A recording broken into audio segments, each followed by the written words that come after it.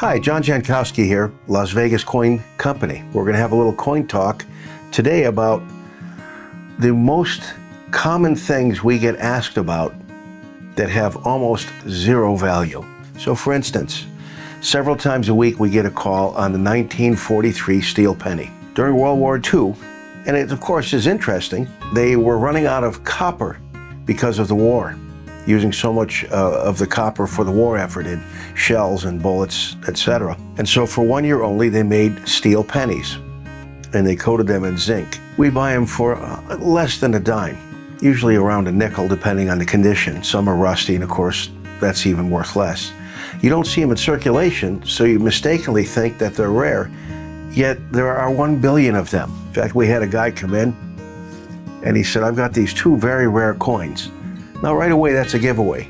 If you have two of them, they probably aren't rare. But he came in, and he got to within about 3 feet of me, and I said, you mean rare like the ones in this vase? So what we have here are steel pennies. And if you run a magnet over them, here's what you get. They are interesting, but of very low value. You could take your pick of any of these for $0.25 a piece. Some of the shinier ones are rhodium plated. That's why they look like that.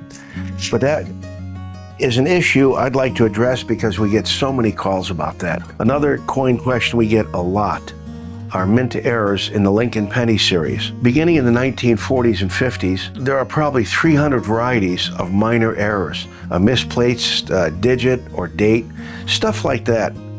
And to be honest, they have very little value. They are errors, but we don't even deal in them. It's not cost effective for us to put that up on eBay and charge somebody $0.25. In fact, a friend of mine is a coin dealer as well.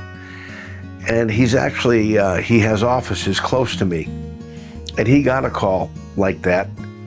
And just to be, you choose the adjective, he said, you know, Las Vegas Coin Company, John Jankowski in particular, is a specialist in those rare Lincoln penny errors. And sure enough, I got on the phone and spent 20 minutes talking to this gentleman, only because he was so enthusiastic, I couldn't not tell him. It took me a while to fully explain our position. If you have interest in those, you can go to the website called Kunika. They do deal in those errors, and they're like-minded people. Other things that aren't so rare are buffalo nickels. We get calls on that frequently too.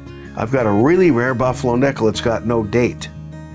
Well, the reason it doesn't have a date is because it's worn off, like the millions of others that are floating around. We'll pay 6 cents for that. And so, let me see if I've missed anything. I got certainly the big three. The V nickels are on that list as well. Those were made up until 1912, not counting the rare 1913 nickel.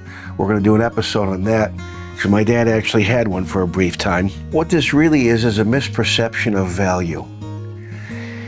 We all hope that when we go to a garage sale or an estate sale, or when Uncle Rich gives us a bag of coins as an inheritance, that we have something really rare.